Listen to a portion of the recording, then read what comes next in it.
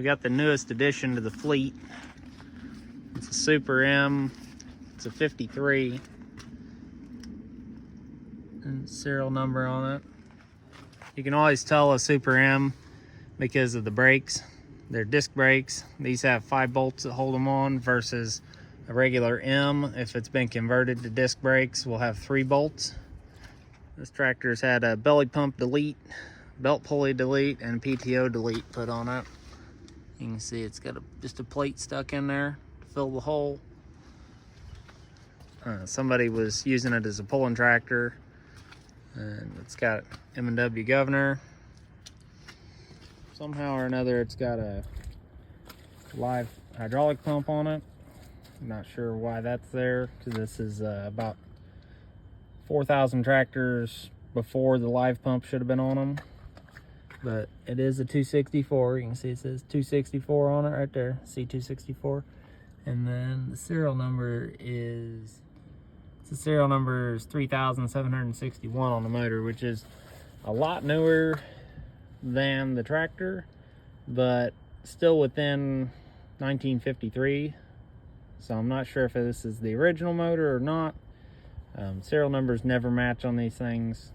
They're close sometimes, but they're never exact. So I don't know if it's had a motor put in it at some point, or if this is, you know, a warranty motor, or who knows. I don't know how far off the serial numbers were by 53. You can see all the delete, breakaway switch, PTO delete. Got some wheelie bars that don't look like they're really there to hold much up. It's got pretty junk tires on it. I think maybe they did a little cutting on these because the tread's really coming apart on them. Basically no light bar. So this is actually a tractor my dad bought. They told us it was, the engine was very stiff. It had been sitting for several years, 3, 4, 5 maybe.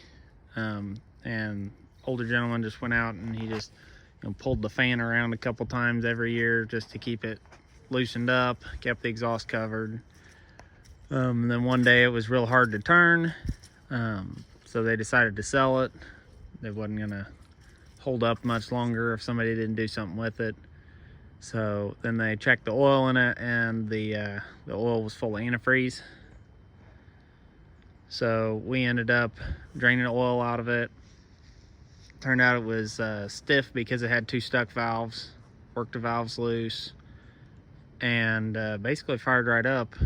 Loosened up a lot better after that. We filled the cylinders up with some Marfil Mixture Oil and let it soak while we were working with the valves, and basically just worked through it like that and got it running.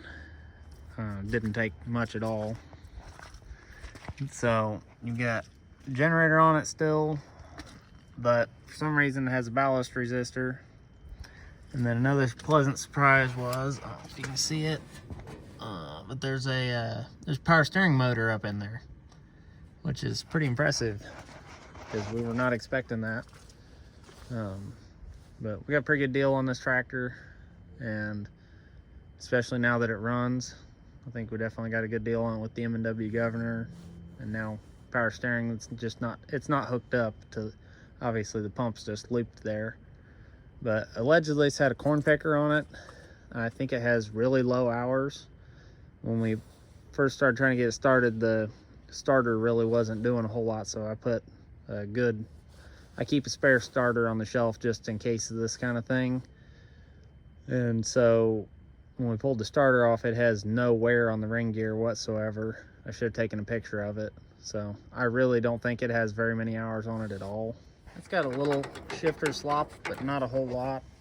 It still has the freeze plugs in the size of the shift tower, so you know nobody's been in the shifter before. So that's a good sign that it has fairly low hours.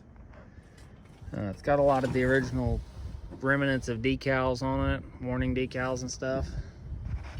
It came with a PTO, the work light, the light bar, and one of the lights. So it's pretty much, oh, and the drawbar, it came with the drawbar. So it's pretty much got most of the stuff to put it back in action. I'm not really sure what we're gonna do with it yet, but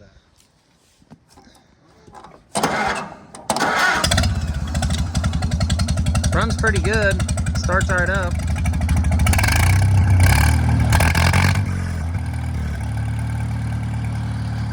But don't be afraid to take a chance on something just because it's a little antifreeze in the oil pan. It can be kind of common on these old tractors to have that. As you can see, this one runs good. So far it seems to be holding water. Well, not water, coolant. We'll change the oil in it now that it's had a few minutes of run time. And because we just put used oil in it. And yeah, don't be afraid to mess with one just because it's got a bunch of problems. They can run really good.